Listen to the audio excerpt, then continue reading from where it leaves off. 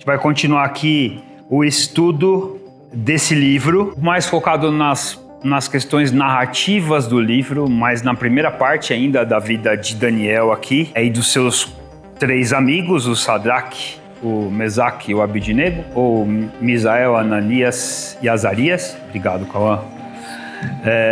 Então, a gente vai continuar estudando então nessa perspectiva, e hoje diferente um pouco, porque a gente tem visto uma narrativa, um registro com alguém de fora contando a vida de Daniel, o que está acontecendo lá, né? E a gente provavelmente o registro pode ter sido mesmo de Daniel, com alguma edição posterior, talvez, mas com certeza ele participou disso, ou pelo menos pela tradição oral, foi quem passou para as outras pessoas. Mas esse capítulo 4 é um capítulo muito legal de Daniel, porque tem uma pessoa que aparece muitas vezes nessa história, que é uma pessoa das mais importantes, inclusive para o enredo aqui, que é Nabucodonosor. E a gente vê o processo na vida de Nabucodonosor acontecendo aqui, e ele desafiando Deus, de certa forma, porque ele tinha os seus deuses, e aí ele quebra a cara, né? Isso acontece não muito através dele, mas lá no comecinho, quando ele quer, eu quero que comam da minha comida porque a minha é a melhor. E aí era uma regra do palácio isso. E aí os 4 rapazes falam, não, a gente vai comer uma comida mais saudável e a gente vai continuar adorando o nosso Deus com a nossa comida. E aí o Aspenaz lá, que era o capataz lá, tudo, ele... Poxa, mas vai dar errado, isso aí o rei não gosta. E aí ele quebra a cara, porque os rapazes são os mais saudáveis ali, eles decidem não se misturar com aquilo lá. Depois, no segundo capítulo, a gente vê o rei com uma missão impossível, né? Eu tive um sonho, eu quero que alguém interprete. Legal. Interpreta aí pra mim. Tá bom, mas fala aí qual que é o sonho. Não, vocês não são os bonzão? Vocês não são os adivinhos? Vocês adivinham o sonho também. Aí o pessoal, é impossível, eu vou matar todo mundo, vocês não falaram que vocês são os adivinhos? E aí Daniel fala assim, não, calma aí, deixa eu perguntar para Deus primeiro. E ele pergunta para Deus e Deus fala para ele. E ele vai lá e fala para o rei, e o rei fica maravilhado com aquilo, e a profecia envolvia a queda do reino dele. E o ponto é que a profecia dizia que o reino dele, na estátua, né, não sei se vocês lembram disso, era uma estátua com várias camadas, e a primeira, que era a cabeça, era de ouro e representava o reino dele. No capítulo 3, ele vai lá e constrói uma estátua inteira de ouro, então, para a glória dele. Porque falaram que ia derrubar o reino dele lá. Aí ele falou, não vai derrubar nada não, vocês vão ver, ainda vou construir, não é só a cabeça de ouro, vai ser a estátua inteira. E ele faz uma estátua inteira de ouro. E aí naquela hora ele está desafiando Deus, porque ele não tinha ouvido a profecia dizendo que o reino dele ia ser destruído, ele está desafiando Deus ali. E nesse desafio de Deus, ele vai lá e homens se posicionam, os nossos 3 amigos aqui, o Ananias, o Azarias e o Misael, eles se posicionam, falam, não, a gente não vai adorar essa estátua não, a gente adora Deus. Mas vocês vão ser jogados na fogueira, não importa, Deus pode livrar. E se ele não livrar, também tudo bem, eu não vou deixar de adorar ele. Ele é o meu Deus. Foram lá e perseveraram na fé deles, confiaram em Deus, pagaram o preço, foram jogados na fornalha, mas nosso Deus é grande, mostrou a sua glória e derrubou de novo o rei. Derrubou a arrogância daquele rei de novo. Porque aí agora, ali ele falou, não consigo nem botar fogo nos caras. E era uma fogueira tão forte, uma fornalha tão forte, que quem jogou os rapazes lá dentro morreu queimado. E os rapazes não tiveram nada. E Deus ali se manifestou de forma extraordinária, porque tinha um 4º homem na fornalha, e eu creio que era Jesus. E aí estava ali, Deus se manifestando na sua presença ali, falando, eu estou aqui, eu estou protegendo, eu estou cuidando. E os rapazes saem sem nenhum fio de cabelo queimado. De uma fornalha que matou quem jogou eles lá dentro. E aí, então, mais uma vez, esse rei é derrubado. E aí a gente vê, então, a gente fala muito de Daniel e dos 3 amigos, mas Nabucodonosor é uma pessoa que aparece aqui, e muito importante, que está tendo a sua fé desafiada também o tempo todo. Porque ele tinha uma fé. Não era no Deus vivo, no Deus verdadeiro, mas ele tinha uma fé. E ela está sendo confrontada ali. Os meus deuses, eles são bons também, eu quero provar que eles são bons, e até agora só deu errado. E aí então o capítulo 4 é o próprio Nabucodonosor escrevendo. É como se ele estivesse mandando uma carta e ele mostrando e nos apresentando o processo interno. Lembra de uma coisa, né? Quando a gente está vendo uma história, a gente só sabe o que alguém está passando quando quem está narrando fala, né? Então, se o narrador fala aí, agora ele ficou com medo, quando a gente está lendo, né? No filme a gente consegue ver. Mas no livro a gente só vê o que está acontecendo quando a pessoa fala. E a gente não tem tanto assim do que está acontecendo com Nabucodonosor lá atrás no coração dele. Nos primeiros 3 capítulos a gente vê mais Daniel aflito, foi orar, Daniel estava tranquilo, falou com segurança. A gente vê o autor, né, do livro, ele colocando esses sentimentos para a gente, mas Nabucodonosor a gente não sabe. A gente só sabe que toda vez que ele ficava bravo ele manda cortar a cabeça e derrubar a casa, manda cortar a cabeça e derrubar a casa. Ele só falava isso, né? E aí uma vez ele mandou jogar na fornalha. Mas ele só falava isso. Se não fizer o que eu quero, vou mandar despedaçar e cortar e derrubar a casa. Era isso que ele falava. Tudo que ele falava era isso. Mas agora a gente está vendo o próprio fazer uma narrativa aqui do que está acontecendo no seu coração. E isso é importante para a gente entender o que Deus está fazendo aqui. Porque lembra que a principal pessoa, e quando a gente está falando de história, a gente pode usar a palavra personagem, apesar de Deus não ser o personagem, mas o principal personagem, então a principal pessoa dessa história aqui não é nem Daniel, nem os 3 amigos, nem Nabucodonosor. É Deus. Porque esse livro de Daniel está colocado dentro do plano maior de Deus de redenção. E aqui ele está expressando quem ele é. Então ele está agindo aqui o tempo todo. A gente não via, mas no coração de Nabucodonosor tinha uma obra acontecendo. E a gente só pensava, o rei Nabucodonosor, muito ruim, jogou todo mundo na fornalha, não sei o quê. Ele era um pecador, como nós somos, inclusive. Mas Deus estava fazendo uma obra e a gente deve aprender com essa obra.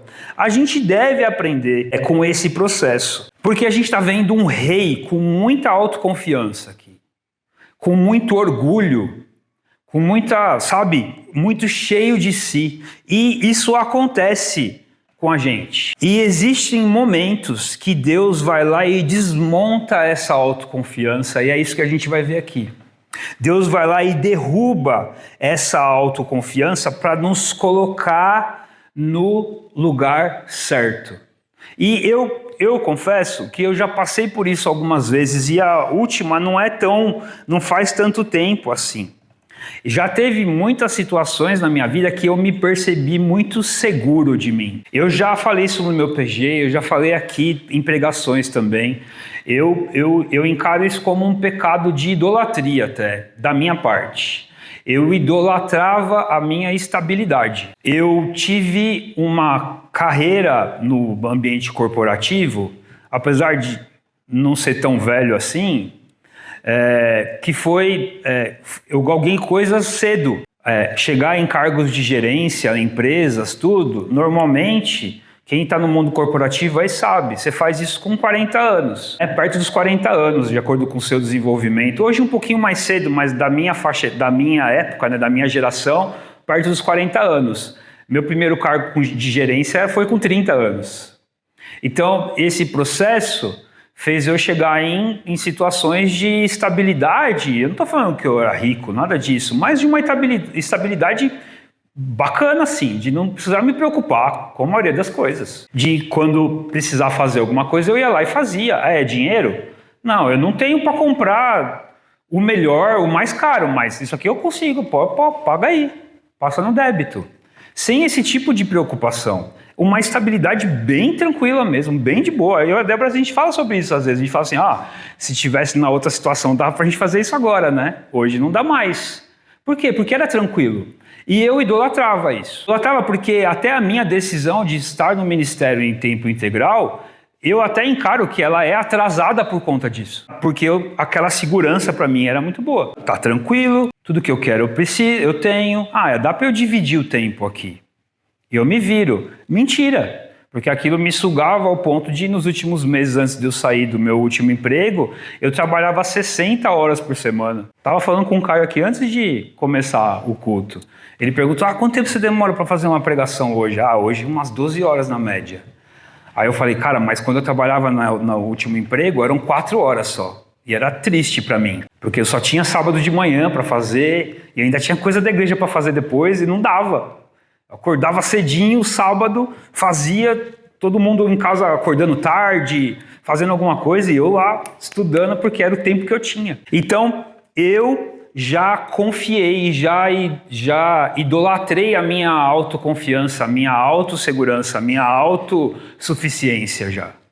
E Deus às vezes vem e desmonta isso, destrói isso, faz pó disso, para que a gente consiga perceber a nossa incapacidade, a nossa insuficiência, a nossa falta de percepção de que é Ele que faz e não é a gente, para que a gente possa voltar para o caminho em que Ele é Deus e nós não somos. Para a gente aprender a confiar em Deus e não em nós mesmos. Porque esse é o ponto. A gente não deve confiar na gente, não no sentido de ser a razão da nossa existência e a fonte da nossa existência. Não. Claro, você deve ter uma autoconfiança para fazer as coisas. Não estou falando para você ficar com o síndrome de não sou nada. Não é isso que eu estou falando.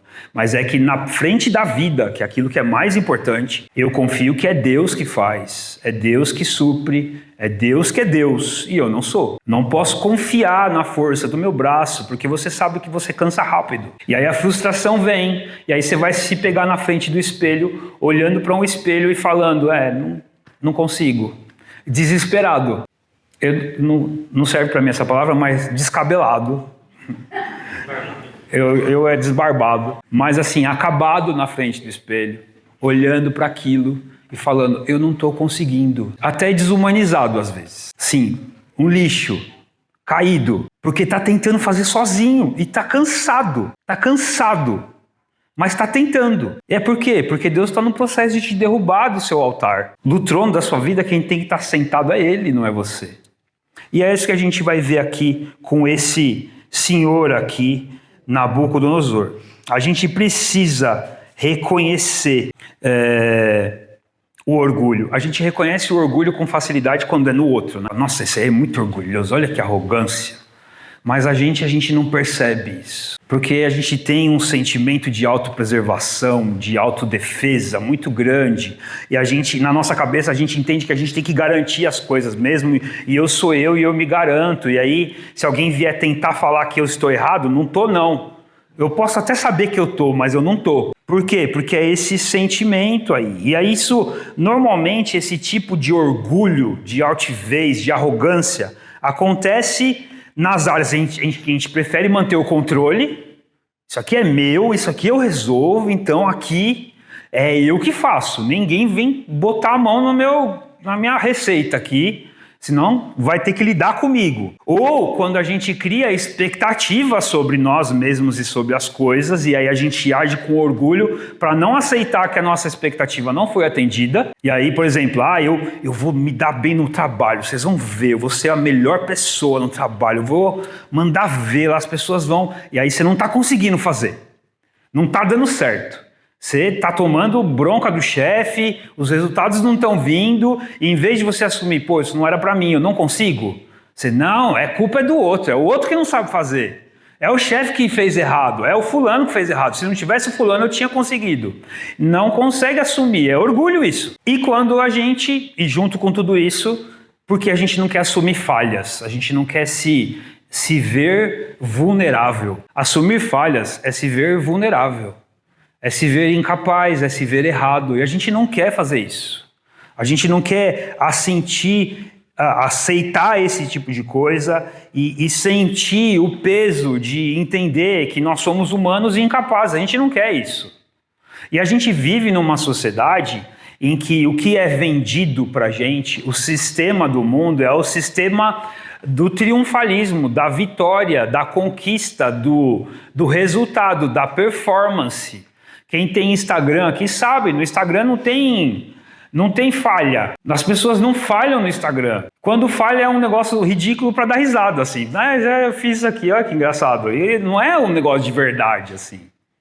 Não é algo que realmente define a incapacidade da pessoa. E aí ninguém falha. A gente vive numa sociedade que você existe para vencer e você acredita nisso. E até no meio cristão, evangélico, as músicas, é só vitória. Muitas vezes você tem que ganhar, você tem que ganhar. E você não tem que ganhar nada. A vitória que você precisava, Jesus já venceu na cruz, que é sobre a morte e o pecado. Você não precisa de mais nenhuma vitória.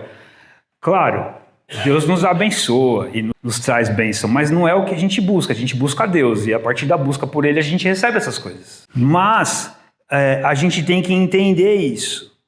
E aí, então, a gente vai ver, vou entrar agora porque a minha introdução está bem longa, mas eu acho importante isso, que Deus entra nesses pormenores na vida de Nabucodonosor. Não é só na parte externa, não é só, porque até agora, Nabucodonosor, você percebe que, por exemplo, quando Daniel, se você lembrar disso, quando Daniel interpreta os sonhos de Nabucodonosor, ele fala assim, ninguém, o Deus deles, o Deus de Israel, também é um Deus que vale a pena seguir.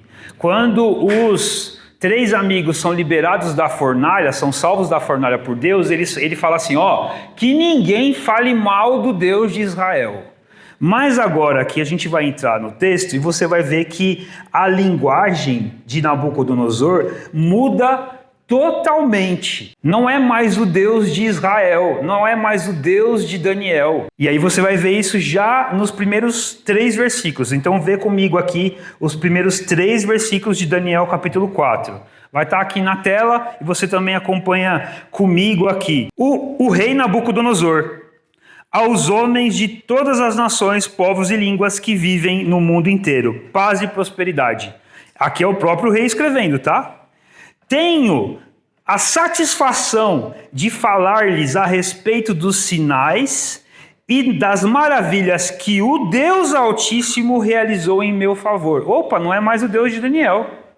Não é mais o Deus de Israel. Agora é o Deus Altíssimo.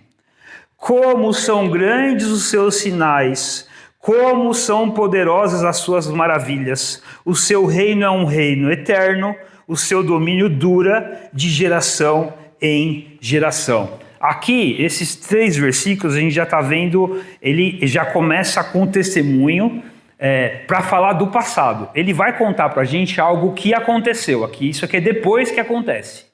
Depois que acontece, a gente vai ver lá no final, Nabucodonosor entende quem Deus é. Então ele já começa a carta deles, que parece ser uma carta porque ele manda para os outros reis, né?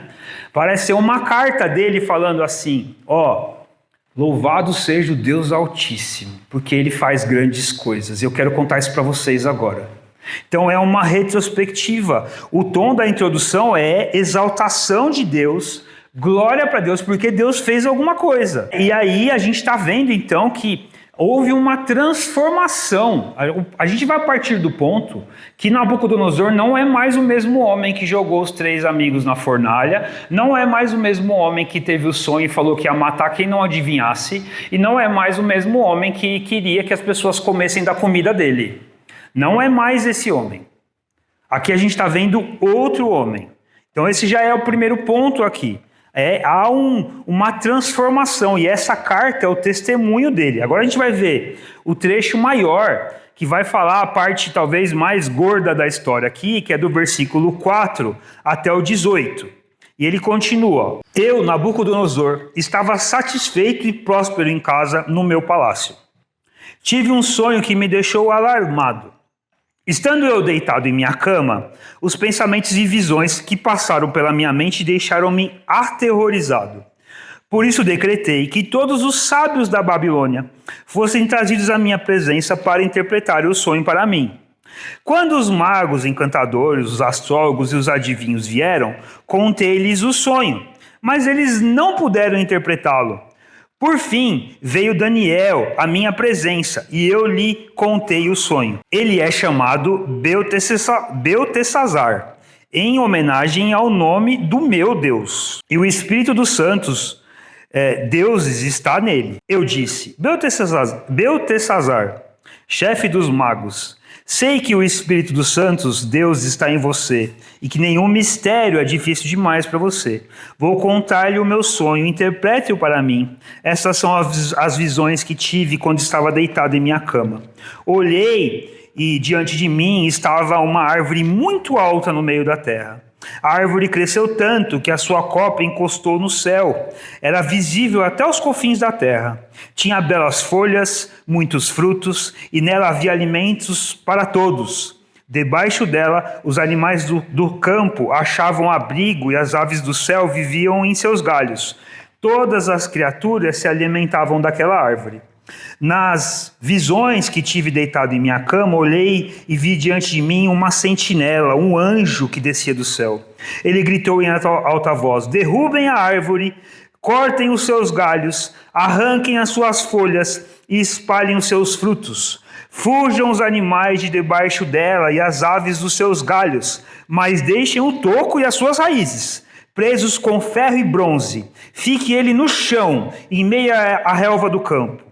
Ele será molhado com o orvalho do céu, e com os animais comerá a grama da terra. A mente humana lhe será tirada, e ele será como um animal, até que se passem 7 tempos. A decisão é anunciada por sentinelas. Os anjos declaram o veredito, para que todos os que vivem saibam que o Altíssimo domina sobre os reinos dos homens, e os dá a quem quer, e põe no poder o mais simples dos homens. Esse é o sonho que eu, o rei Nabucodonosor, tive. Agora, Beltesazar, diga-me o significado do sonho, pois nenhum dos sábios do meu reino consegue interpretá-lo para mim, exceto você, pois o Espírito dos santos deuses está em você. Ótimo. Isso aqui é um sonho. Mais uma vez, Deus se revela, e a gente vê um processo, né, de Deus usando e se revelando para Nabucodonosor, porque antes ele também teve uma revelação,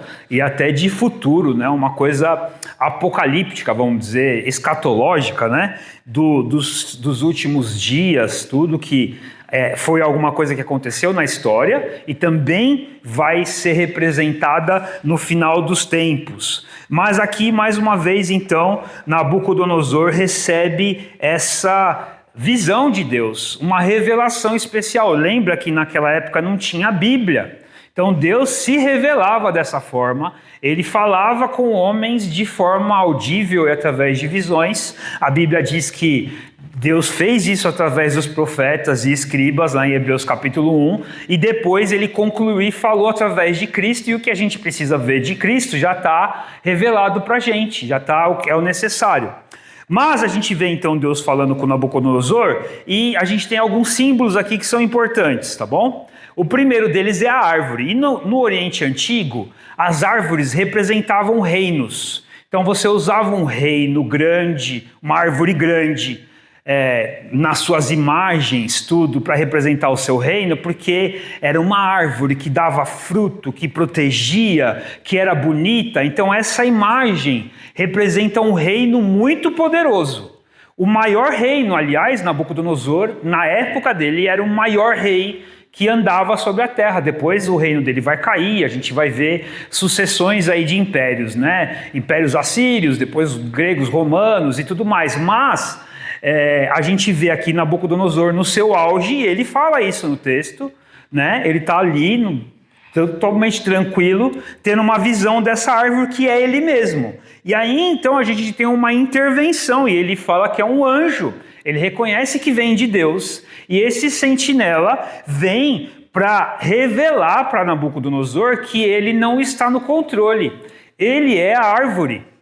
Só que essa árvore, ela ainda está suscetível às ordens daquele que manda cortarem ela. Ela não se garante, ela não é autossuficiente, ela não tem o governo dela mesma. A árvore pode ser cortada.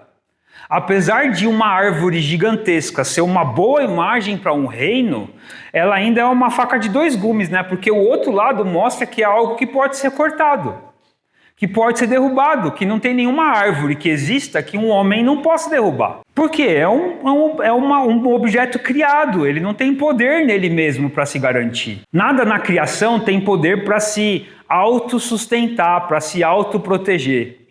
Não no último nível, na última instância. E aí então a gente vê Deus aqui intervindo com essa árvore que se achava suficiente. Que se achava... Então vem esse sentinela e fala assim, pode cortar. Corta e deixa no toco. E aí esse outro aspecto importante. A árvore representa o reino, mas que pode ser cortada. Deus, através do sentinela, do anjo, se mostrando e mostrando que ele governa e ele faz o que ele quiser. Só que esse aspecto de deixar o toco é importante.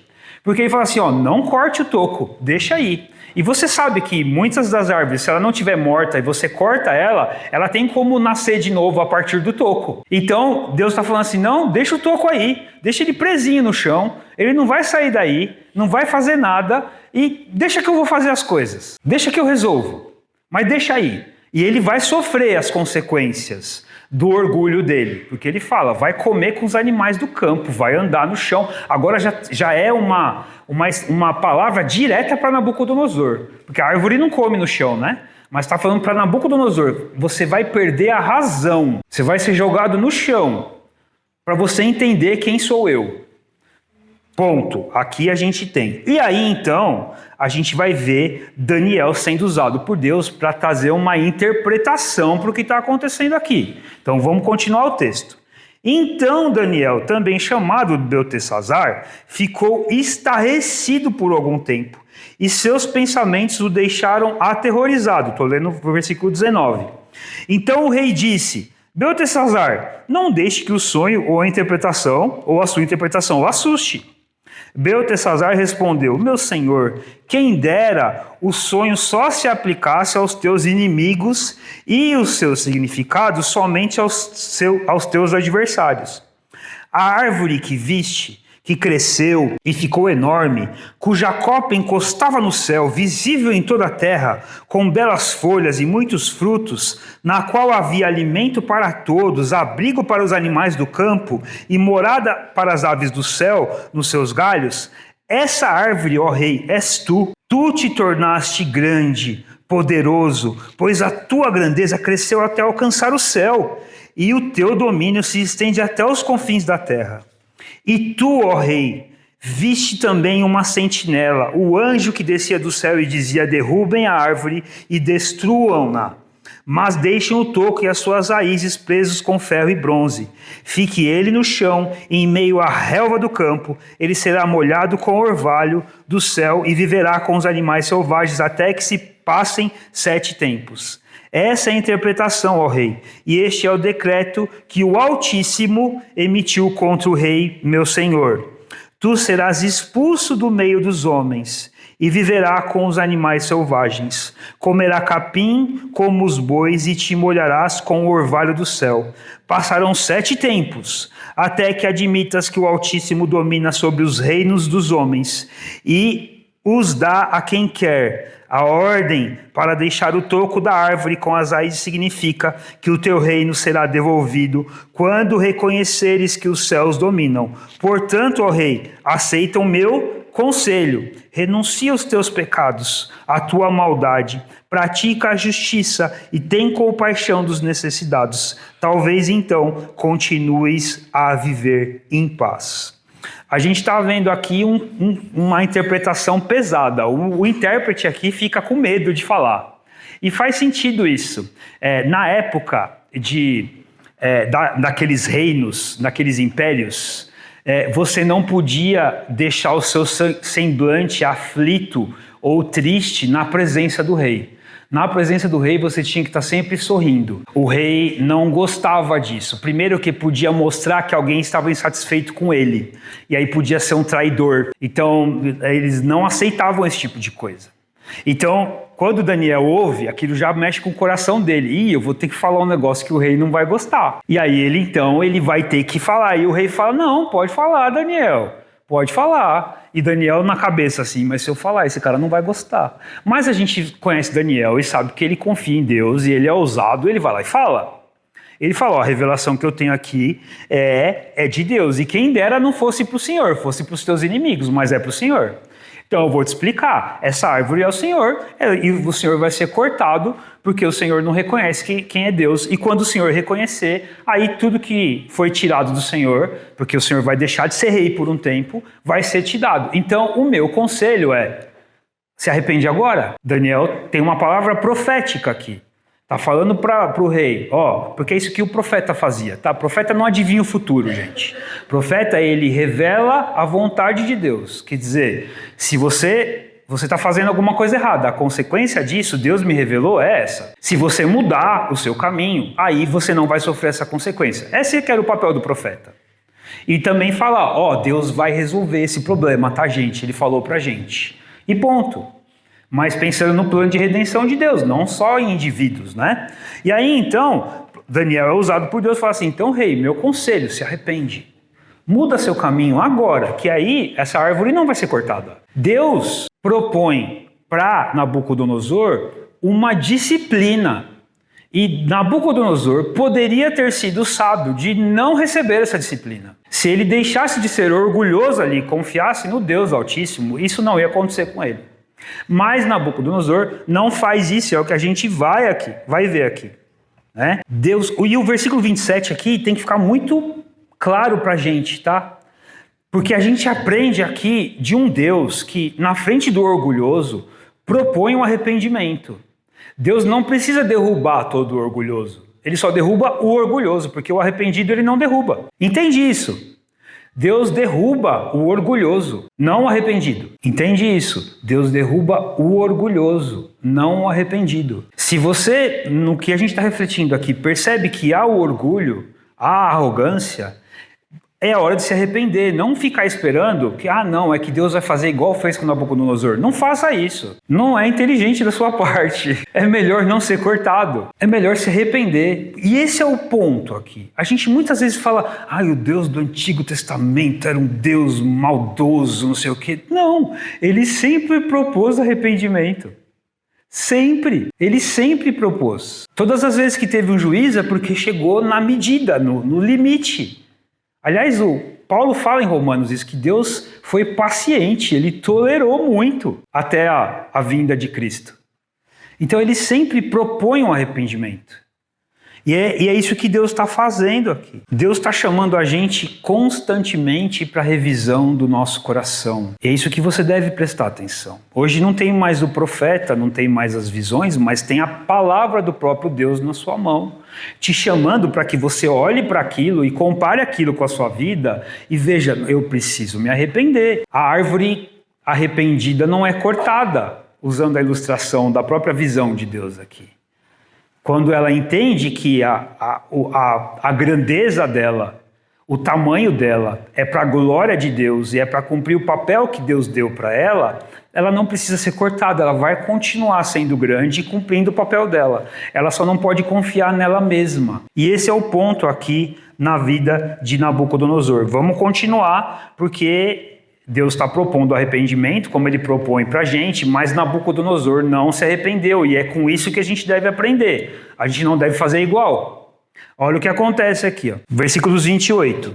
Tudo isso aconteceu com o rei Nabucodonosor, 12 meses depois, quando o rei estava andando no terraço do palácio real da Babilônia, disse, acaso não é esta a grande Babilônia que eu construí como capital do meu reino, com o meu enorme poder e para a glória da minha majestade? Presta atenção nos pronomes aí. Tudo meu, tudo eu. As palavras, ele ouviu que a árvore ia ser cortada por causa do orgulho.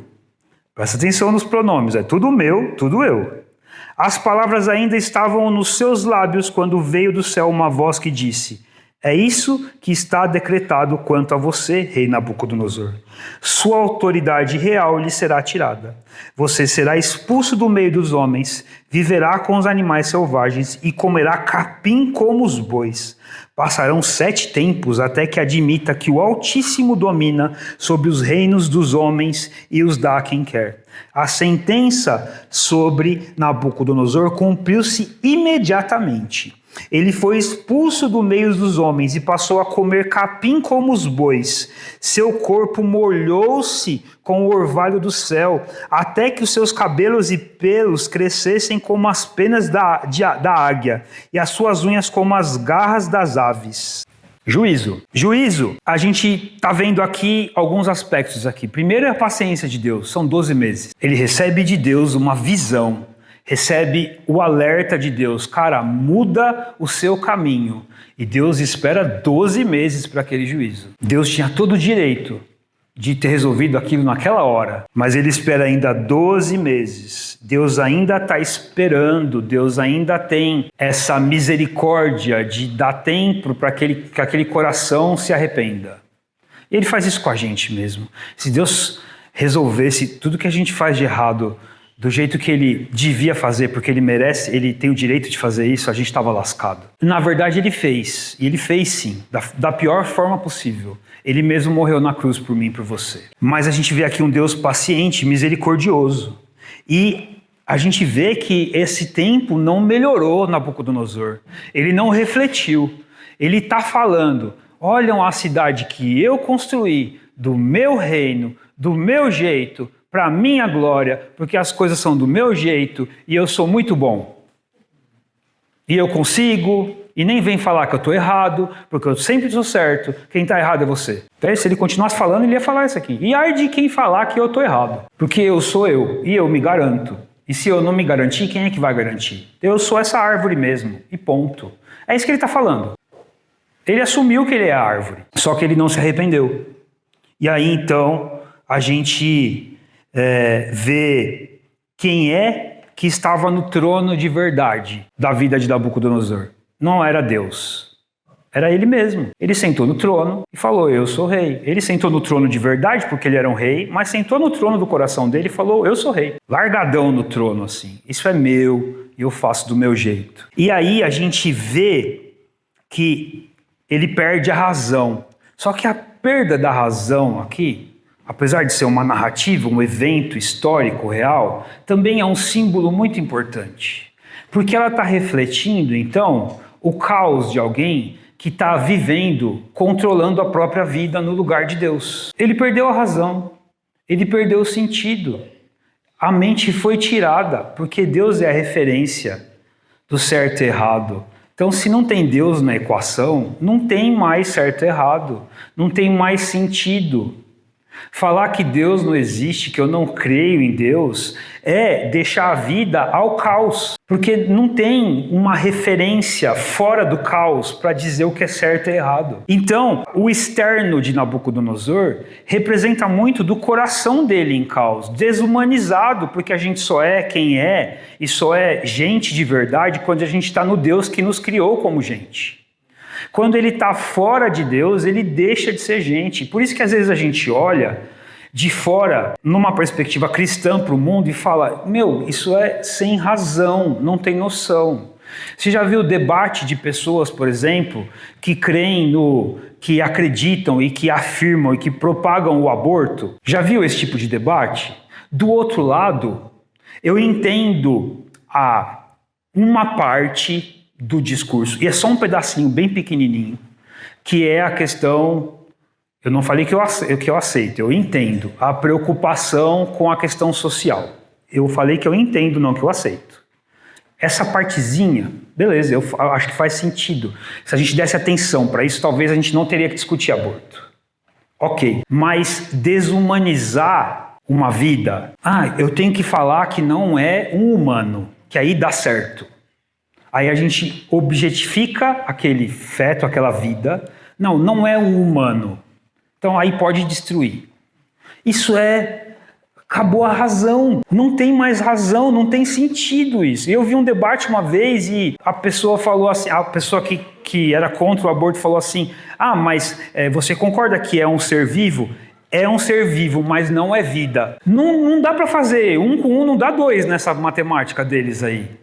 Não, é um ser vivo sim, mas não é vida. Mas como assim? Então, falta razão. E aqui com Nabucodonosor, isso eu só dei um exemplo, a gente pode lembrar de outros aí que deixam a gente estarrecidos, né? Nos deixam estarrecidos. É um exemplo só de que o que Nabucodonosor viveu externamente só expressou o caos interno dele. Porque lá dentro isso já estava acontecendo. Lá dentro do coração dele isso já estava esse caos todo, porque Deus não estava sentado, Deus não era referência.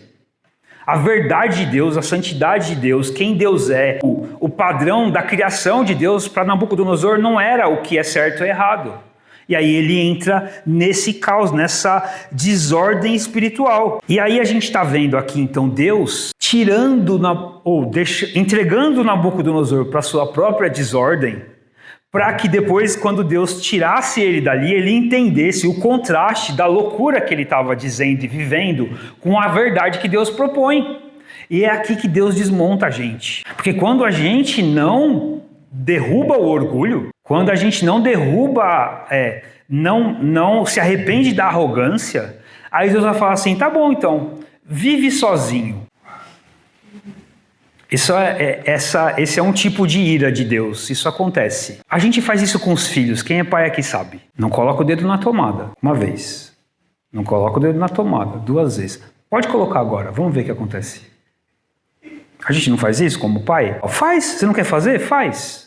Não vai dar certo, mas faz. Aí a gente fica ali em volta, né? Deus também faz isso, a gente viu aqui. Mas é um tipo de disciplina essa. E aí Deus fala para Nabucodonosor, tá bom, você quer viver o seu caos? Viva o seu caos sem eu no trono.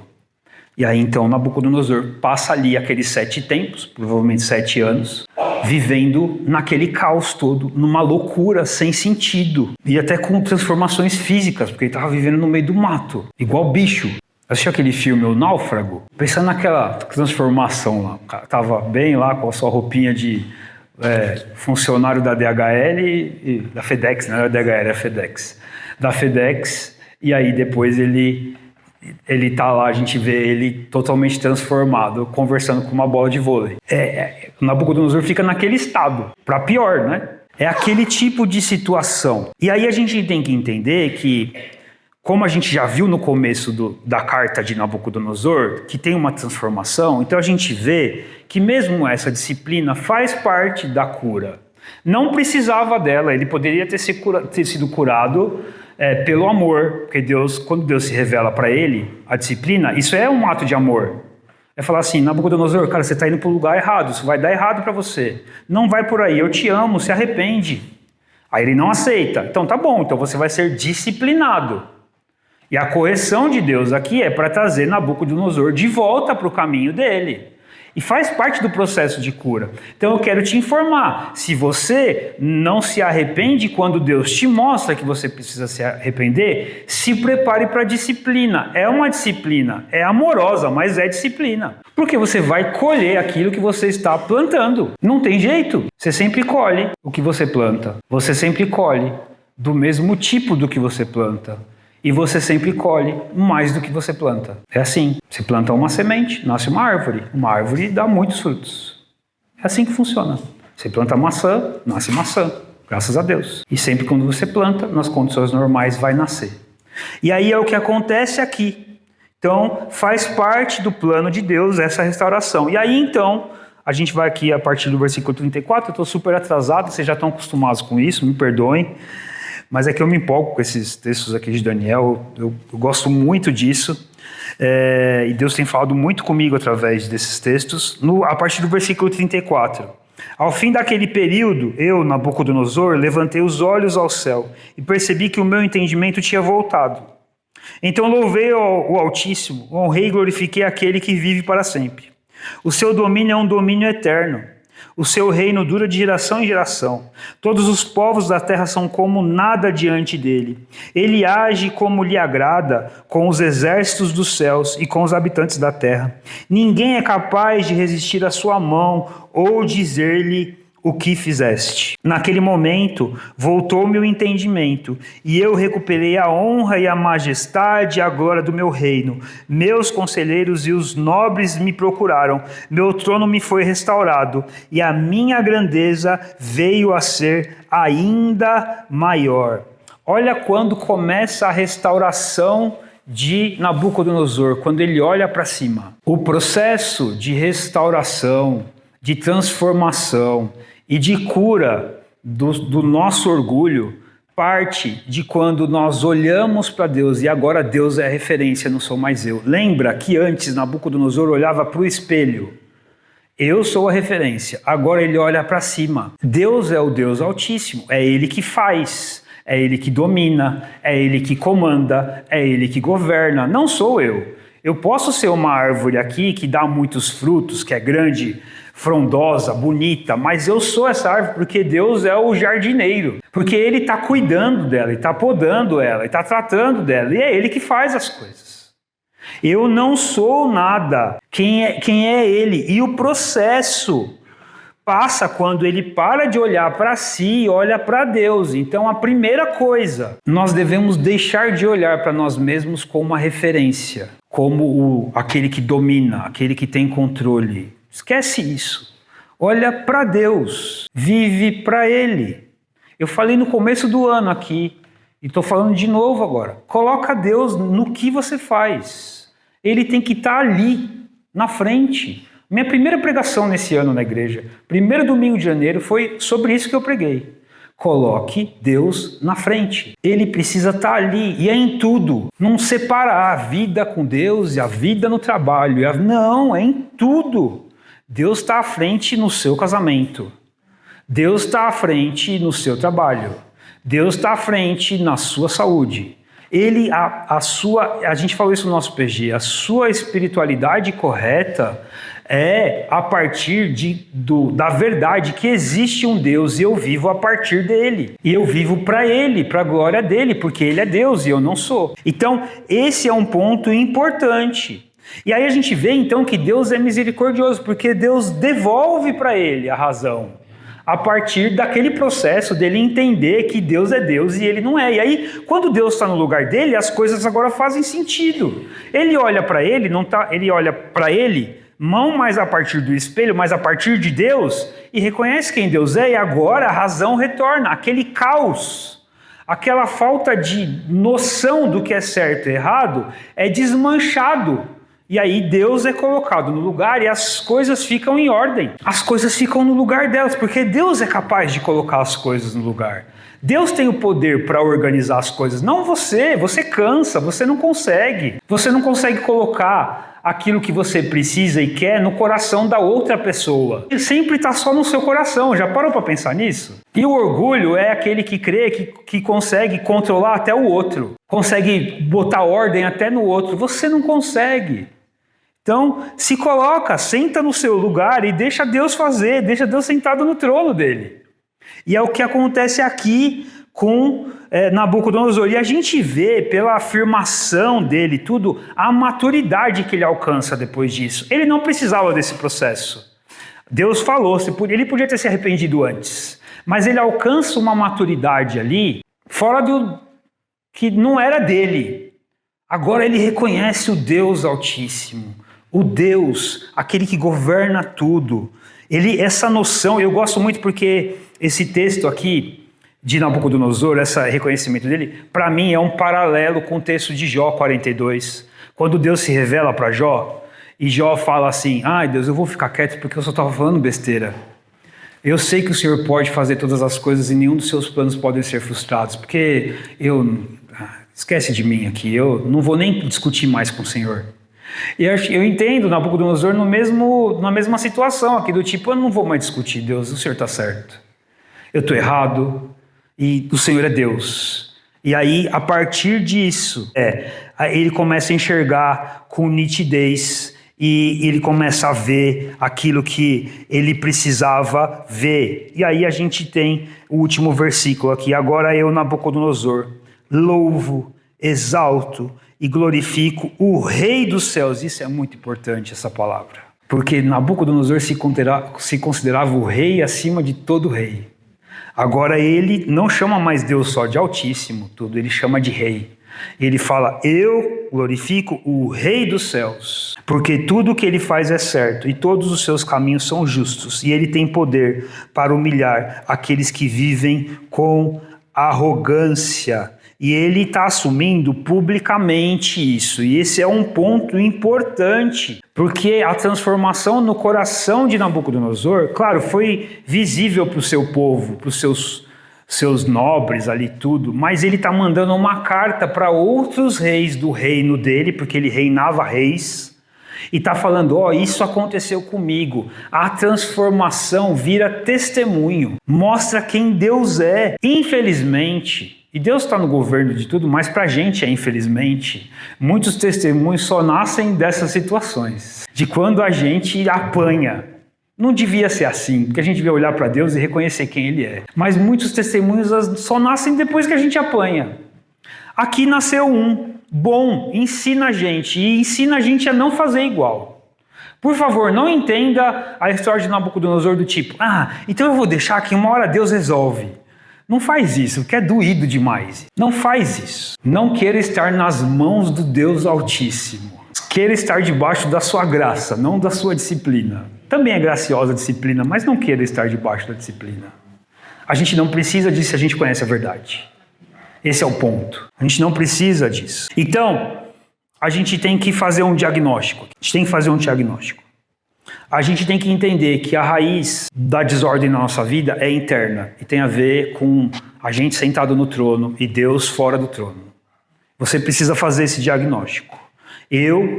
Quando eu decido que eu sou o rei, a desordem chega, os problemas chegam, a dificuldade chega. E a gente precisa entender isso. E a tentativa de viver dessa forma afasta a gente de Deus e leva a gente cada vez mais para o caos. Então, é reconhecer e entender que esse comportamento de orgulho, de soberba, não permite que a gente viva a ordem que Deus propõe para a nossa vida e viva no caos. A gente vai acabar vivendo no caos. Então, faz o diagnóstico, identifica o comportamento, o orgulho, a soberba, a arrogância, o eu tô certo, ou é tudo do meu jeito. Isso tem que cair. É uma batalha, eu batalho com isso também. É uma batalha, mas isso precisa cair, porque quanto mais perto disso, mais perto do caos a gente fica. E mais longe da ordem que é Deus a gente fica. E Deus está ali, disposto a colocar a nossa vida em ordem. E a gente está ali, disposto a não deixar Ele entrar na nossa vida. Porque a gente está disposto a que nós sejamos o rei da nossa vida. Então a gente precisa fazer esse diagnóstico. Então o caminho para a restauração disso é submissão. É prático, é entender que Deus é rei e eu não sou. E às vezes abrir mão das coisas do meu jeito, do meu controle, para entender que Deus está fazendo. Eu não consigo controlar tudo, eu não preciso ficar ansioso para botar ordem no futuro. Deus está fazendo. O orgulhoso vive ansioso, porque ele tem que trabalhar para manter-se no pedestal. E dá muito trabalho isso, porque para fazer isso você tem que controlar o outro. E os outros não obedecem a gente. Ninguém obedece a gente. No final pode até fazer o que a gente quer, mas não porque a gente quer. E aí não dá certo. Então a gente vive uma batalha, um caos, tentando botar ordem no outro, para que o outro atenda às nossas exigências. Isso é sofredor, é sofrimento ao extremo. Só que o orgulhoso não admite a falha. Então faz o diagnóstico, identifica o comportamento e muda o comportamento. Não sou mais o rei, Deus é o rei. Mas aquilo vai dar errado. Eu não posso controlar aquilo. Quem controla é Deus. Jesus fala assim, não fiquem ansiosos pelo dia de amanhã. Se vocês quisessem, vocês conseguiriam deixar um fio de cabelo de vocês branco? Vocês não conseguem, mas eu controlo tudo. Não cai uma folha se eu não quiser. Então não fiquem ansiosos, deixem que eu faça. O orgulhoso, ele vive ansioso. Ansiedade tem a ver com soberba e orgulho. Eu não estou falando de transtorno de ansiedade, a gente está falando de uma doença, é outro aspecto. Eu estou falando da ansiedade que acomete a todos nós aqui, tá bom? Lá também, entender esse tipo de gatilho ajuda bastante.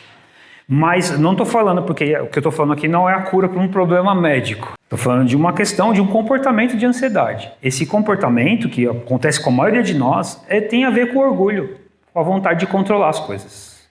Então, isso precisa cair, a gente precisa se submeter à forma como Deus quer. Então, presta atenção. O caos está vindo do orgulho. O caos está vindo de uma posição em que Deus não é rei. Isso é muito perigoso. Muito perigoso mesmo. E a gente precisa tratar para que a gente não seja disciplinado. Então lembra, Deus está hoje se colocando na sua presença e falando assim, você identificou que você está vivendo no orgulho, na soberba, você não está confiando em mim? Você identificou isso? Então, hoje é dia de se arrepender. Confie em mim. Confie em mim. Vive a partir de mim, comigo no trono, para que você possa desfrutar da minha graça, da minha bondade. E não quer dizer que você vai precisar cair, sua árvore vai precisar derrubada. Não, ela pode continuar grande, mas dando crédito para o jardineiro, que é o nosso Deus. Então, coloque a sua fé em prática. Confie em Deus, não em você mesmo.